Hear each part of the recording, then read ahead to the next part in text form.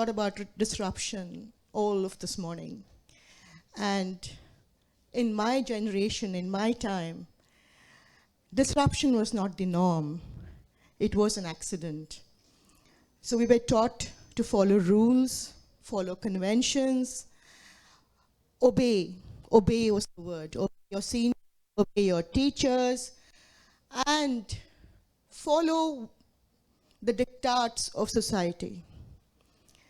But I think, like the speaker before me mentioned, I was a natural, unconventional disruptor.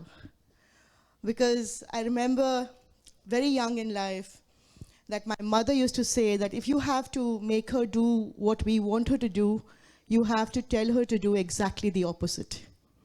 And that is when she will follow, because whatever you ask her to do, I would do the opposite. So you can imagine, like, I was an enfant terrible in my school life.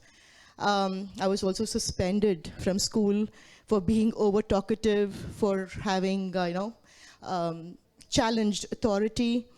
Well, I got back, and whenever I went to my teachers and said, "Ma'am, I promise I will not make more trouble," they would just look at me and said, "Pratibha, you don't make trouble, you are trouble yourself." So that was the way my young life started. But very early on in my life, I decided to be a dancer. And again, an extremely unconventional profession for a person coming from my family of academicians and doctors and, management professionals. So I remember a lot of people telling me, the elders in my family, that you could take up dance as a hobby, but why would you want to take it as a profession? Why don't you do your IAS exam, your civil service exam, do something else?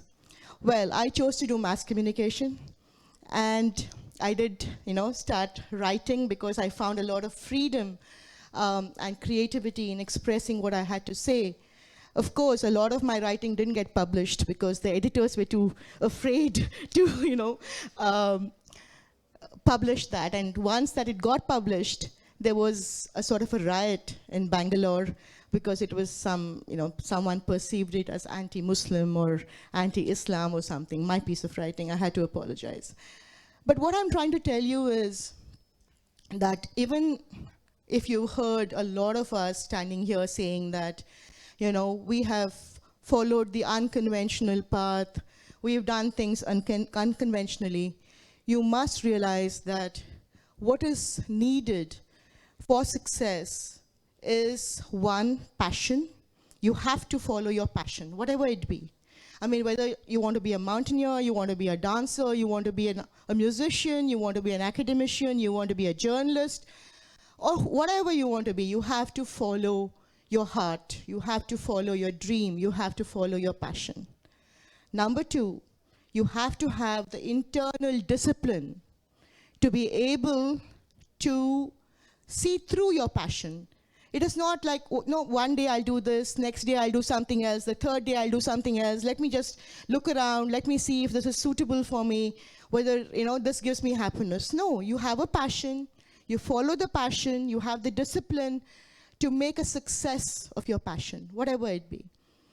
I mean, you have to, different passions require different kinds of lifestyles, different kinds of choices you make, different kinds of food habits, different kinds of exercise habits, different kinds of training of the mind and the body, and you have to have the internal discipline to be able to do that.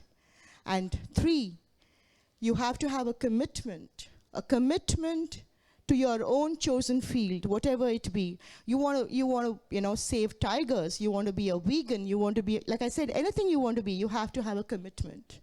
And say that I have this commitment and I have to see that I bring about a little change wherever I go.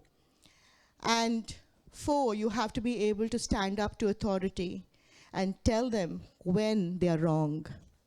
What happens in a country like India?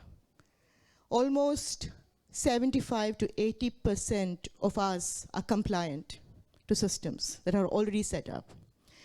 We have a bureaucracy that is non-creative, non-understanding of how civil society works and how change is brought about. This idea of disruption for change, disruption for creativity is a new paradigm for our own, conditioned minds and mindsets.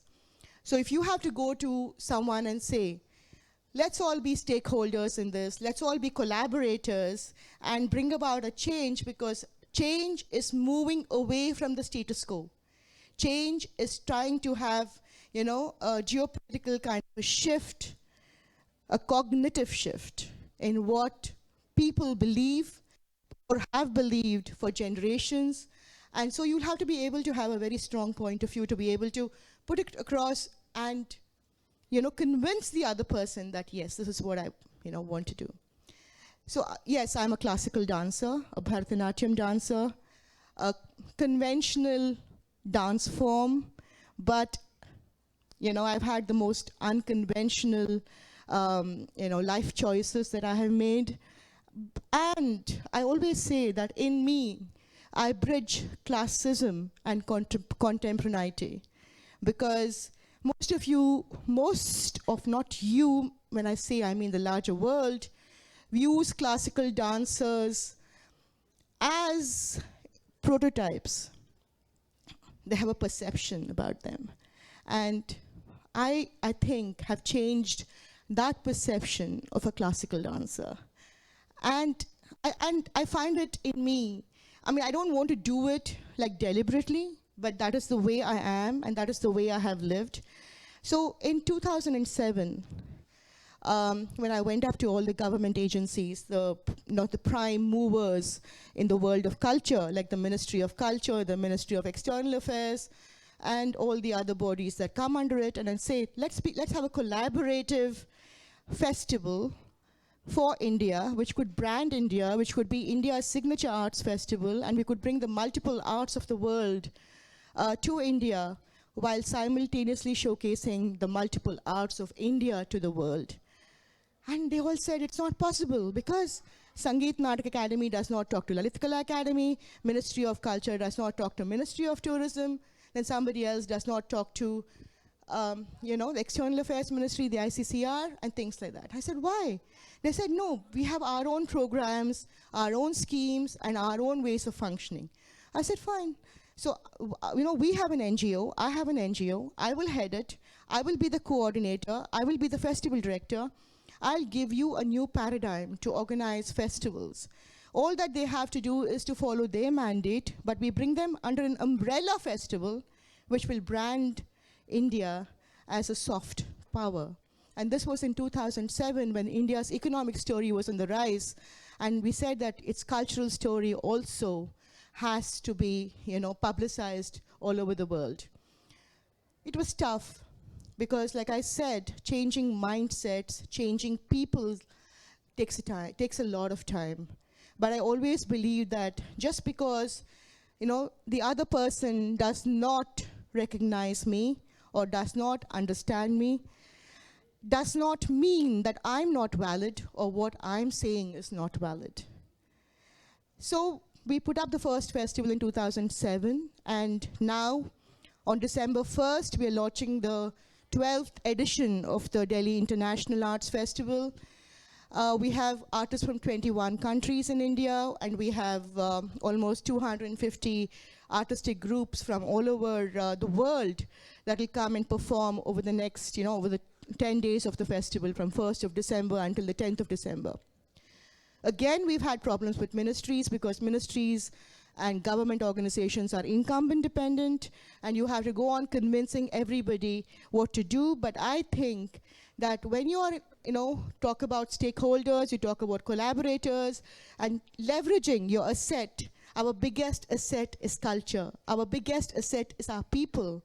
And our biggest asset is to be able to harness our people and our culture into a harmonious whole and project ourselves as a country of ideas, a country of people who can make the change and live the change that they make.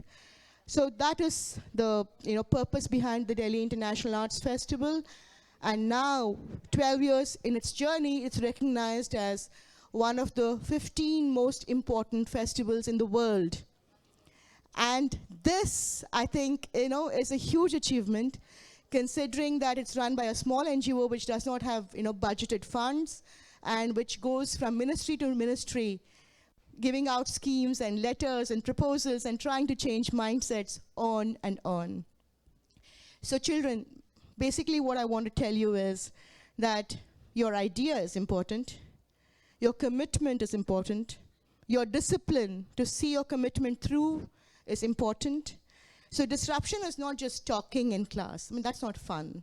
Disruption is to be able to make a tectonic shift in whatever you believe in, and to make some advancement or some progress or some change in what is happening around, because disruption is creativity.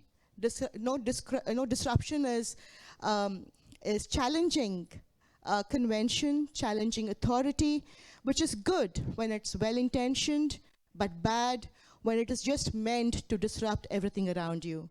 And before I end my talk, I would just like to quote one of, something that I've lived with for several decades.